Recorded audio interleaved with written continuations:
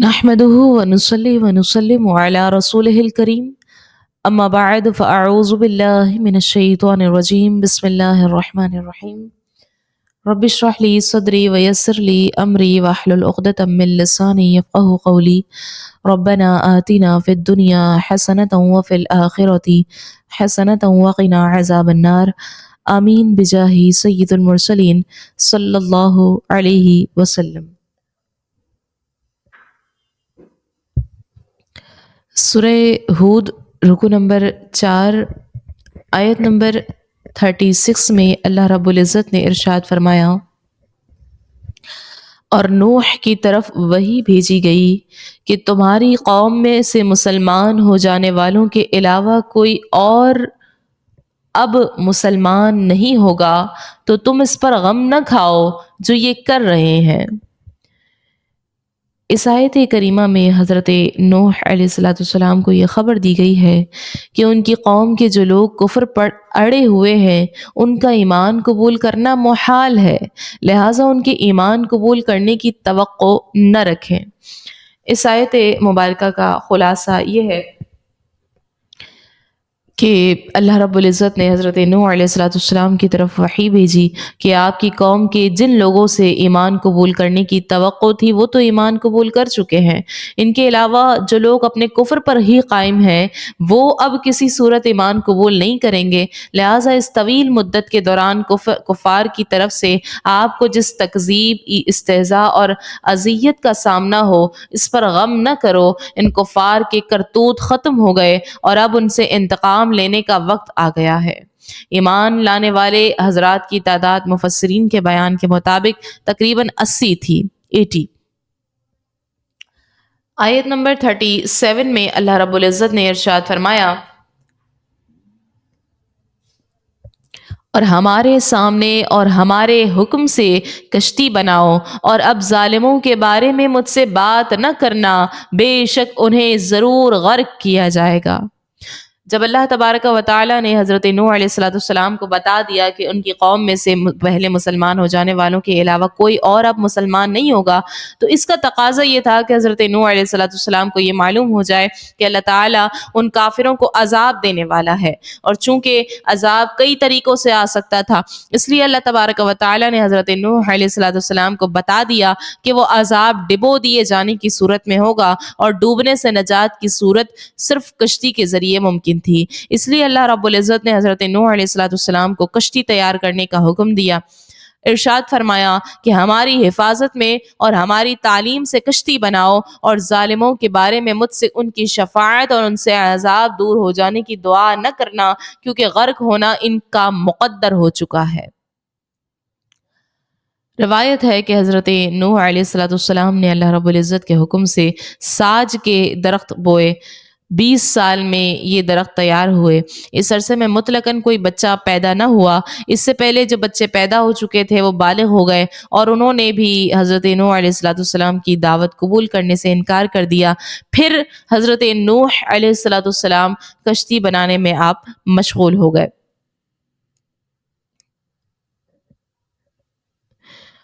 آیت نمبر 38 اور 39 میں اللہ رب العزت نے فرمایا، اور نوح کشتی بناتے رہے اور ان کی قوم کے سرداروں میں سے جب کبھی کوئی ان کے پاس سے گزرتا تو ان کا مذاق اڑاتا۔ نوح نے فرمایا، اگر تم ہمارے اوپر ہنستے ہو تو ایک وقت ہم بھی تم پر ایسے ہی ہنسیں گے جیسے تم ہنستے ہو، عن قریب تمہیں پتہ چل جائے گا کہ کس پر وہ عذاب آتا ہے جو اسے ذلیل و رسوا کر دے گا، اور کس پر ہمیشہ رہنے والا عذاب اترتا ہے۔ حضرت نوح علیہ السلام آپ کشتی بناتے رہے اور ان کی قوم کے سرداروں میں سے جب کبھی کوئی ان کے پاس سے گزرتا تو ان کا مذاق اڑاتا تھا اور کہتا تھا کہ اے نوح علیہ السلام کیا کر رہے ہو؟ آپ فرماتے ایسا مکان بنا رہا ہوں جو پانی پر چلے۔ یہ سن کر وہ ہنستے، کیونکہ آپ کشتی جنگل میں بنا رہے تھے جہاں دور دور تک پانی نہیں تھا، اور وہ لوگ مذاق کے طور پر یہ بھی کہتے تھے کہ پہلے تو آپ نبی تھے، اب بڑے ہی ہو گئے ہیں۔ حضرت نوح علیہ السلام نے ان سے فرمایا کہ اگر تم ہمارے اوپر ہنستے ہو تو ایک وقت ہم بھی تمہیں ہلاک ہوتا دیکھ کر تم پر ایسے ہی بھی ہنسیں گے جیسے تم کشتی دیکھ کر ہنس رہے ہو۔ اور مروی ہے کہ یہ کشتی 2 سال میں تیار ہوئی، اس کی لمبائی 300 گز، چوڑائی 50 گز، اونچائی 30 گز تھی۔ اور اس میں اور بھی مزید اقوال ہیں۔ اس کشتی میں 3 درجے بنائے گئے تھے، نیچے والے درجے میں جنگلی جانور، درندے اور حشرات الارض تھے، اور درمیانی درجے میں چوپائے وغیرہ، اور اوپر والے درجے میں خود حضرت نوح علیہ السلام، آپ کے ساتھی، اور آدم علیہ السلام کا جسد مبارک جو عورتوں اور مردوں کے درمیان حائل تھا، اور کھانے وغیرہ کا سامان تھا۔ پرندے بھی اوپر والے درجے میں ہی تھے۔ فرمایا گیا فَسَوْفَ تَعْلَمُونَ، تو عنقریب تمہیں پتہ چل جائے گا۔ اس آیت میں پہلے عذاب سے دنیا میں غرق ہونے کا عذاب مراد ہے، اور دوسرے عذاب سے مراد آخرت میں جہنم کا عذاب ہے جو کبھی ختم نہیں ہوگا۔ آیت نمبر 40 میں اللہ رب العزت نے فرمایا یہاں تک کہ جب ہمارا حکم آ گیا اور تنور ابلنے لگا تو ہم نے فرمایا ہر جنس میں سے نر اور مادے کا ایک جوڑا، اور جن پر عذاب کی بات پہلے طے ہو چکی ہے ان کے سوا اپنے گھر والوں کو اور اہل ایمان کو کشتی میں سوار کر لو، اور ان کے ساتھ تھوڑے لوگ ہی ایمان لائے تھے۔ حضرت نوح علیہ السلام کشتی بنانے میں مصروف رہے یہاں تک کہ ان کی قوم پر عذاب نازل ہونے اور ان کی ہلاکت کا وقت اب آ گیا۔ اللہ رب العزت نے حضرت نوح علیہ السلام سے اس عذاب کے نازل ہونے کی علامت یہ بیان فرمائی تھی کہ جب تنور میں سے پانی جوش مارتا ہوا دیکھو تو جان لینا کہ عذاب نازل ہونے کا وقت آ پہنچا ہے۔ جب آپ علیہ السلام نے اس علامت کو دیکھ لیا تو اپنے ساتھیوں کے ساتھ کشتی میں سوار ہو گئے، اور بعض مفسرین کے نزدیک اس تنور سے روئے زمین مراد ہے، اور ایک قول یہ ہے کہ اس سے یہی تنور مراد ہے جس میں روٹی پکائی جاتی ہے۔ اور اس تنور کے بارے میں مزید چند اقوال ہے۔ ایک قول یہ ہے کہ وہ تنور پتھر تھا اور حضرت حوا رضی اللہ عنہ کے ترکے میں سے آپ کو پہنچا تھا۔ وہ تنور شام میں موجود تھا یا ہند میں تھا۔ بہرحال فرمایا گیا جب تنور میں سے پانی نے جوش مارا تو اللہ رب العزت نے حضرت نوح علیہ السلام کو 3 طرح کی چیزیں کشتی میں سوار کرنے کا حکم ارشاد فرمایا۔ ایک تو ہر جنس میں سے نر اور مادے کا ایک ایک جوڑا۔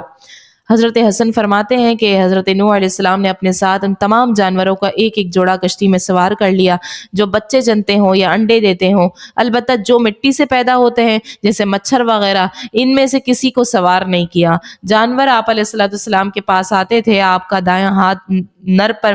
اور بایاں مادے پر پڑتا تھا اور آپ علیہ السلام سوار کرتے جاتے تھے۔ بعض بزرگوں نے سے مروی ہے کہ سانپ اور بچھو نے حضرت نوح علیہ السلام کی بارگاہ میں حاضر ہو کر عرض کی کہ ہمیں بھی اپنے ساتھ سوار کر لیں۔ حضرت نوح علیہ السلام نے ان سے فرمایا کہ تمہاری وجہ سے ہم کہیں مصیبت کا شکار نہ ہو جائیں، اس لیے میں تمہیں سوار نہیں کروں گا۔ انہوں نے عرض کی کہ آپ ہمیں سوار کر لیں، ہم آپ کو اس بات کی ضمانت دیتے ہیں کہ جو آپ کا ذکر کرے گا ہم اسے کوئی نقصان نہیں پہنچائیں گے۔ لہٰذا جسے سانپ اور بچھو سے نقصان پہنچنے کا خوف ہو تو وہ یہ آیت پڑھ لے، سلام علی نوح فی العالمین، تمام جہان والوں میں نوح پر سلام ہو۔ اسے انشاءاللہ سانپ اور بچھو سے کوئی نقصان نہیں پہنچے گا۔ اس عمل کو ہمیں بھی کرنا چاہیے۔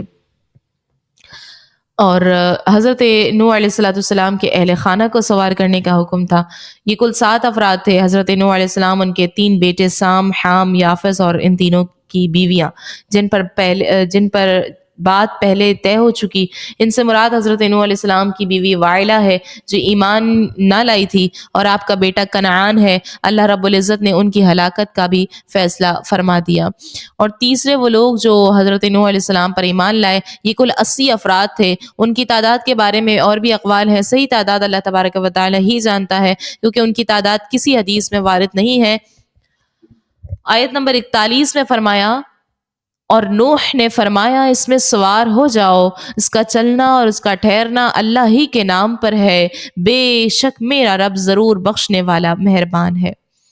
حضرت نوح علیہ السلام نے اپنے جن اصحاب کو کشتی میں سوار کیا، ان سے فرمایا تم کشتی میں سوار ہو جاؤ، اس کا چلنا اور اس کا ٹھہرنا اللہ ہی کے نام پر ہے۔ حضرت ضحاک فرماتے ہیں کہ جب حضرت نوح علیہ السلام چاہتے تھے کہ کشتی چلے تو بسم اللہ ہی فرماتے تو کشتی چلنے لگتی تھی، اور جب آپ چاہتے کہ ٹھہر جائے تب بھی آپ بسم اللہ فرماتے تو وہ ٹھہر جاتی تھی۔ اس آیت میں یہ تعلیم ہمیں ہے، ہمیں یہ تعلیم ہے کہ جب کوئی کام کرنا چاہے تو اس کو بسم اللہ پڑھ کر شروع کرے تاکہ اس کام میں برکت ہو اور وہ کامیابی کے حصول کا سبب بھی ہو۔ اور نبی کریم صلی اللہ علیہ وسلم نے فرمایا میری امت میں سے جو شخص کشتی میں سوار ہوتے وقت یہ پڑھ لے تو وہ ڈوبنے سے محفوظ رہے گا۔ کیا پڑھے؟ بسم اللہ الملیکی وما قدر اللہ حق قدرہ والارض جمیعا قبضتہ یوم القیامت والسماوات مطویات بیمینہ سبحانہ وتعالی عما یشرکون بسم اللہ مجریہا ومرساہا ان ربی لغفور الرحیم۔ جو یہ پڑھ لے اللہ رب العزت کشتی میں جو سوار ہوتے ہوئے اس کو پڑھ لے اللہ تبارک و تعالیٰ اسے ڈوبنے سے محفوظ رکھے گا۔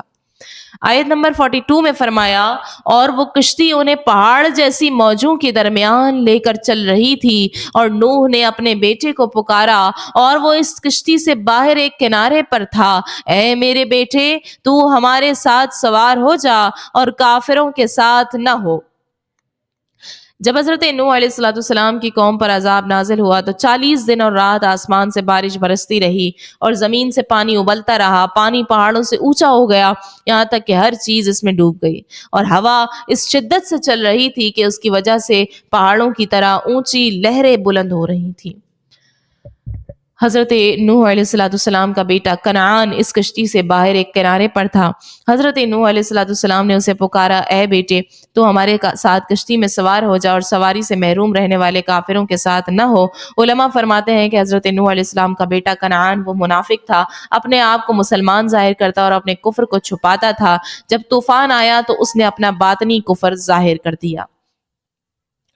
آیت نمبر 43 میں اللہ رب العزت نے ارشاد فرمایا، بیٹے نے کہا میں ابھی کسی پہاڑ کی پناہ لے لیتا ہوں، وہ مجھے پانی سے بچا لے گا۔ نوح نے فرمایا آج اللہ کے عذاب سے کوئی بچانے والا نہیں ہے مگر وہی بچے گا جس پر وہ رحم فرما دے، اور ان کے درمیان لہر حائل ہو گئی تو وہ بھی غرق کیے جانے والوں میں سے ہو گیا۔ حضرت نوح علیہ السلام کی پکار سن کر کنعان نے کشتی میں سوار ہونے کے بجائے یہ جواب دیا کہ میں ابھی کسی پہاڑ کی پناہ لے لیتا ہوں، وہ مجھے پانی سے بچا لے گا۔ حضرت نوح علیہ السلام نے اس سے فرمایا آج کے دن اللہ کے عذاب سے کوئی بچانے والا نہیں ہے لیکن جس پر اللہ رحم فرما دے تو وہ ڈوبنے سے بچ سکتا ہے۔ پھر حضرت نوح علیہ السلام اور ان کے بیٹے کنعان کے درمیان ایک لہر حائل ہو گئی تو کنعان بھی غرق کیے جانے والوں میں سے ہو گیا۔ آیت نمبر 44 میں فرمایا اور حکم فرمایا گیا کہ اے زمین اپنا پانی نگل جا اور اے آسمان تھم جا، اور پانی خشک کر دیا گیا اور کام تمام ہو گیا، اور وہ کشتی جو جودی پہاڑ پر ٹھہر گئی اور فرما دیا گیا ظالموں کے لیے دوری ہے۔ جب طوفان اپنی انتہا پر پہنچ گیا اور اللہ تعالیٰ نے حضرت نوح علیہ السلام کی قوم کو غرق کر دیا تو اللہ رب العزت کی طرف سے زمین کو حکم فرمایا گیا کہ اے زمین اپنا پانی نگل جا، اور آسمان کو حکم فرمایا گیا کہ اے آسمان تھم جا۔ پھر پانی خشک کر دیا گیا اور حضرت نوح علیہ السلام کی قوم کی ہلاکت کا کام پورا ہو گیا۔ حضرت نوح علیہ السلام کی کشتی 6 مہینے زمین میں گھوم کر جودی پہاڑ پر ٹھہر گئی۔ یہ پہاڑ موصل یا شام کی حدود میں واقع ہے، اور حضرت نوح علیہ السلام کی کشتی میں 10ویں رجب کو بیٹھے اور 10ویں محرم کو کشتی جودی پہاڑ پر ٹھہری تو آپ علیہ السلام نے اس کے شکر کا روزہ رکھا اور اپنے تمام ساتھیوں کو بھی روزہ رکھنے کا حکم فرمایا۔ 10 محرم یعنی عاشورے کے دن روزہ رکھنا یہ سنت مبارکہ بھی ہے۔ نبی کریم صلی اللہ علیہ وسلم نے عاشورہ کا روزہ خود بھی رکھا اور اس کے رکھنے کا بھی حکم فرمایا، اور اس کی فضیلت کے بارے میں ایک حدیث مبارکہ یہ بھی ہے کہ مجھے اللہ پر گمان ہے کہ عاشورے کا روزہ 1 سال پہلے کے گناہ مٹا دیتا ہے۔ آیت نمبر 45 میں فرمایا اور نوح نے اپنے رب کو پکارا تو عرض کی اے میرے رب میرا بیٹا بھی تو میرے گھر والوں میں سے ہے، اور بے شک تیرا وعدہ سچا ہے اور تو سب سے بڑا حاکم ہے۔ حضرت نوح علیہ السلام اور ان کے بیٹے کنعان کے درمیان لہر حائل ہوئی تو آپ علیہ السلام نے اس کے نجات طلب کرتے ہوئے اللہ تعالیٰ سے دعا کی کہ اے میرے رب میرا بیٹا بھی تو میرے گھر والوں میں سے ہے، اور تو نے مجھ سے میری اور میرے گھر والوں کی نجات کا وعدہ فرمایا ہے، بے شک تیرا وعدہ سچا ہے اور اس وعدے کے پورا ہونے میں کوئی شک نہیں، بے شک تو سب حاکموں سے بڑھ کر جاننے والا ہے اور سب سے زیادہ عدل فرمانے والا ہے۔ شیخ ابو منصور ماتریدی نے فرمایا کہ حضرت نوح علیہ السلام کا بیٹا کنعان وہ منافق تھا اور آپ کے سامنے اپنے آپ کو مومن ظاہر کرتا تھا۔ اگر وہ اپنا کفر ظاہر کر دیتا تو آپ اللہ تعالیٰ سے اس کی نجات کی دعا نہ کرتے۔ آیت نمبر 46 میں فرمایا، اللہ نے فرمایا اے نوح بے شک وہ تیرے گھر والوں میں ہرگز نہیں، بے شک اس کا عمل اچھا نہیں، پس تم مجھ سے اس بات کا سوال نہ کرو جس کا تجھے علم نہیں، میں تجھے نصیحت فرماتا ہوں کہ تو ان لوگوں میں سے نہ ہو جو جانتے نہیں۔ اس سے مراد یہ ہے کہ وہ آپ علیہ السلام پر ایمان لانے والوں میں سے ہرگز نہیں تھا، یا اس سے مراد یہ ہے کہ وہ آپ کے ان گھر والوں میں سے نہ تھا جن کی آپ کے ساتھ نجات کا اللہ تعالیٰ نے وعدہ فرمایا تھا۔ اس سے ثابت یہ ہوا کہ نجات کے لیے صرف نسبی قرابت کا اعتبار نہیں ہے، بلکہ اس کے لیے ایمان شرط ہے۔ جیسے کنعان کو حضرت نوح علیہ السلام سے نسبی قرابت تو بدرجہ اولا حاصل تھی، لیکن چونکہ دینی قرابت یعنی ایمان حاصل نہیں تھا اس کو ایمان حاصل، اس لیے اللہ تعالیٰ نے اس کی حضرت نوح علیہ السلام سے قرابت کی نفی فرما دی۔ فرمایا گیا انہ عمل غیر صالح، بے شک اس کا عمل اچھا نہیں تھا۔ ایک قول یہ ہے کہ اس آیت میں حضرت نوح علیہ السلام کے سوال کے بارے میں کلام ہے۔ اس صورت میں آیت کا معنی یہ ہوگا کہ اللہ تبارک و تعالیٰ نے حضرت نوح علیہ السلام سے فرمایا اے نوح آپ نے جو سوال کیا وہ قبول نہیں کیا جائے گا، کیونکہ اللہ تعالیٰ صرف مسلمانوں کے حق میں شفاعت قبول فرماتا ہے، لہٰذا آپ علیہ السلام کا اپنے بیٹے کی نجات کا سوال کرنا یہ درست نہیں ہے۔ اور یہاں پر یہ بات یاد رکھیے کہ یہ بات ذہن میں نہیں آنی چاہیے کہ اس سوال سے منصب نبوت میں کوئی حرج واقع ہو۔ ایسا نہیں ہوتا، کیونکہ حضرت نوح علیہ السلام اپنے بیٹے کے اظہار اسلام کی وجہ سے اسے مسلمان سمجھتے تھے، اور انبیاء کرام علیہ السلام ظاہر پر ہی حکم لگاتے تھے۔ اور دوسرا قول یہ ہے کہ اس آیت میں حضرت نوح علیہ السلام کے بیٹے کے بارے میں کلام ہے۔ اس صورت میں آیت کا معنی یہ ہے کہ آپ علیہ السلام کے بیٹے کے عمل اچھے نہیں تھے، وہ شرک کرتا اور آپ علیہ السلام کو جھٹلاتا تھا۔ اور دوسرا جو قول ہے یہ راجح قول ہے۔ فرمایا گیا فلا تسألنی ما لیس لک بہ علم، پس تم مجھ سے اس بات کا سوال نہ کرو جس کا تمہیں علم نہیں ہے، یعنی جس بات کے درست یا غلط ہونے کا آپ کو علم نہیں ہے، اس بات کا مجھ سے سوال نہ کیجیے۔ میں تجھے نصیحت فرماتا ہوں کہ تم ان لوگوں میں سے نہ ہونا جو نہیں جانتے۔ علامہ صاوی رحمۃ اللہ علیہ فرماتے ہیں کہ اللہ تبارک و تعالیٰ کے حضرت نوح علیہ السلام سے کیے گئے اس کلام میں نرمی اور شفقت کا اظہار ہے۔ گویا اللہ رب العزت نے حضرت نوح علیہ السلام سے ارشاد فرمایا اے پیارے نوح آپ کا مقام بہت بلند ہے، اس لیے آپ کی شان کے لائق یہ بات ہے کہ آپ علیہ السلام صرف اسی کی نجات کا مطالبہ اور شفاعت فرمائیں جس کے بارے میں نجات کی امید ہے۔ وہ لوگ جن کے بارے میں آپ نہیں جانتے کہ ان کے بارے میں شفاعت قبول کی جائے گی یا نہیں، تو ان کی نجات کے بارے میں آپ کا سوال کرنا آپ کے مقام و مرتبے کے لائق نہیں ہے۔ اگلی آیت مبارکہ میں اللہ رب العزت نے فرمایا عرض کی اے میرے رب میں تیری پناہ چاہتا ہوں کہ تجھ سے وہ چیز مانگوں جس کا مجھے علم نہیں، اور اگر تو میری مغفرت نہ فرمائے اور مجھ پر رحم نہ فرمائے تو میں نقصان اٹھانے والوں میں سے ہو جاؤں گا۔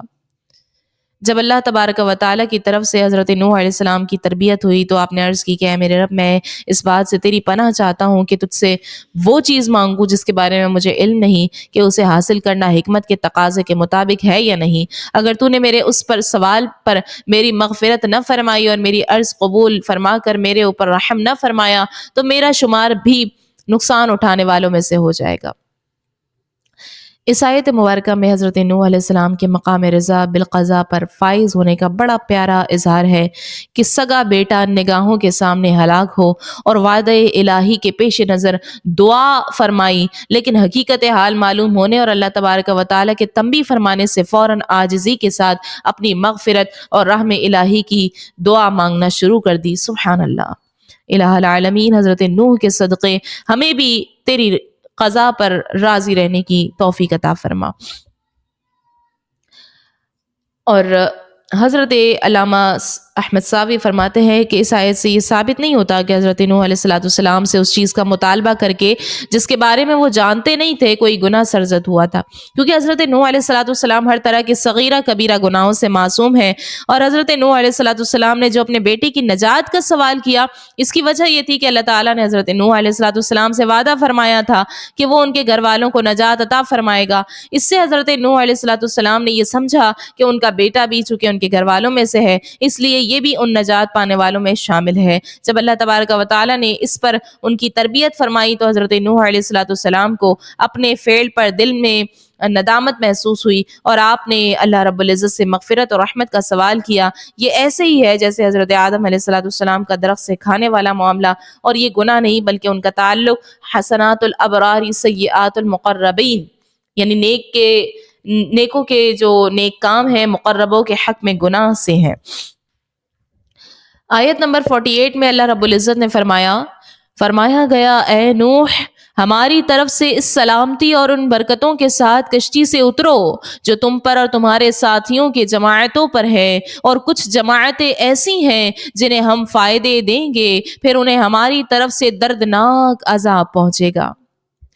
آیت میں ذکر سلامتی میں قیامت تک آنے والا ہر مومن مرد اور عورت داخل ہے، اور برکتوں سے حضرت نوح علیہ السلام کی ذریت اور آپ کی پیروی کرنے والوں کی کثرت مراد ہے کہ بکثرت انبیاء کرام علیہ السلام اور ائمہ دین رحمۃ اللہ تعالی علیہم آپ کی نسل پاک سے ہوئے۔ یہاں جو فرمایا گیا کہ یہ برکات جو تم پر اور تمہارے ساتھیوں کی جماعتوں پر ہے، اس کے متعلق فرمایا کہ ان جماعتوں میں قیامت تک ہونے والا ہر ایک مومن داخل ہے۔ فرمایا گیا وَأُمَمٌ، اور کچھ جماعتیں، اس سے حضرت نوح علیہ السلام کے بعد پیدا ہونے والے کافر گروہ مراد ہیں جنہیں اللہ تعالیٰ ان کی مقررہ مدتوں تک فراخی عیش اور وسعت رزق عطا فرمائے گا، پھر انہیں اللہ تعالیٰ کی طرف سے آخرت میں دردناک عذاب پہنچے گا۔ اس میں قیامت تک آنے والا ہر کافر مرد اور کافرہ عورت داخل ہے۔ آیت نمبر 49 میں فرمایا گیا یہ کچھ غیب کی خبریں ہیں جو ہم تمہاری طرف وحی کرتے ہیں، اس سے پہلے نہ تم انہیں جانتے تھے اور نہ تمہاری قوم جانتی تھی، تو تم صبر کرو، بے شک اچھا انجام پرہیزگاروں کے لیے ہے۔ اس آیت مبارکہ میں اللہ رب العزت نے اپنے رسول اکرم صلی اللہ علیہ وسلم سے خطاب کرتے ہوئے ارشاد فرمایا کہ اے حبیب صلی اللہ علیہ وسلم، حضرت نوح علیہ السلام اور ان کی قوم کے جس واقعے کی ہم نے آپ کو خبر دی یہ غیب کی خبروں میں سے ہے جو ہم آپ کی طرف وحی کرتے ہیں۔ آپ پر قرآن نازل ہونے سے پہلے آپ اور آپ کی قوم ان غیبی خبروں کو تفصیل سے نہیں جانتی تھی، لہٰذا اے رسول صلی اللہ علیہ وسلم جس طرح حضرت نوح علیہ السلام نے اپنی قوم کی اذیتوں پر صبر کیا، اسی طرح آپ بھی اپنی قوم کے مشرکین کی اذیتوں پر صبر کریں، بے شک اچھا انجام یعنی دشمنوں کے خلاف مدد، فتح اور اخروی سعادتوں کے حصول کے ذریعے کامیابی ایمان والوں کے لیے ہے۔ اور اسی آیت مبارکہ پر سورہ ہود کے رکو نمبر 4 کا اختتام ہوتا ہے۔ اللہ رب العزت سے دعا ہے کہ اللہ رب العزت ہمیں اپنی قدرت اور حکمت کا صحیح ادراک عطا فرمائے، اپنی نعمتوں کا شکر گزار بندے اور بندیاں بنائے۔ اللہ تبارک و تعالی ہمارے دلوں میں اپنے احکامات کی تعظیم پیدا فرمائے، ہمیں تیرے دین کی کشتی پر سوار ہونے والیاں بنائے، ہمیں ان لوگوں کے نقش قدم پر چلنے کی توفیق عطا فرمائے جو تیرے حکم کے مطابق زندگی گزارتے ہیں اور آخرت میں کامیاب ہوتے ہیں۔ آمین بجاہ سید المرسلین صلی اللہ علیہ وسلم، وما علینا الا البلاغ المبین۔